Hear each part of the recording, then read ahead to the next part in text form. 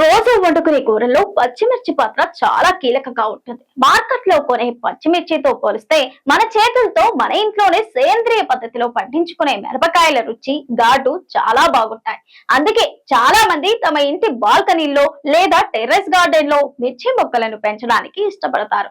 అయితే చాలా మంది మొక్కలు నాటినప్పటికీ సరిగ్గా కాయలు కాయడం లేదని, పూత పోసిన వెంటనే రాలిపోతుందని బాధపడుతుంటారు. మనం రోజు వండుకునే కూరల్లో పచ్చిమిర్చి పాత్ర చాలా కీలకం. మార్కెట్లో కొనే పచ్చిమిర్చితో పోలిస్తే మన చేతులతో మన ఇంట్లోనే సేంద్రియ పద్ధతిలో పండించుకునే మిరపకాయల రుచి ఘాటు చాలా బాగుంటాయి.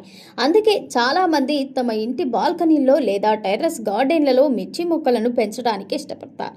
అయితే చాలా మంది మొక్కలు నాటినప్పటికీ సరిగ్గా కాయలు కాయడం లేదని, పూత వేసిన వెంటనే రాలిపోతోందని బాధపడుతుంటారు. మిర్చి మొక్కలు నాటే సరైన పద్ధతి, పూత రాలకుండా ఉండేందుకు పాటించాల్సిన కొన్ని ముఖ్యమైన చిట్కాలు తెలుసుకుందాం. తమ బాల్కనీలో పచ్చగా దట్టంగా పెరిగిన మిరప మొక్కలు చూడటానికి ఎవరిష్టపడరు చెప్పండి.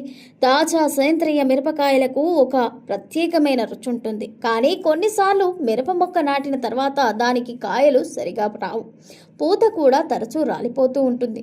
మీరు కూడా ఈ సమస్యను ఎదుర్కొంటున్నట్లయితే చింతించకండి. మీ మిరప మొక్కలను ఎప్పుడూ మిరపకాయలు నిండుగా కాసేలా చేయడానికి తోటపని నిపుణులు ఒక సులభమైన ప్రభావవంతమైన రహస్యాన్ని వెల్లడించారు.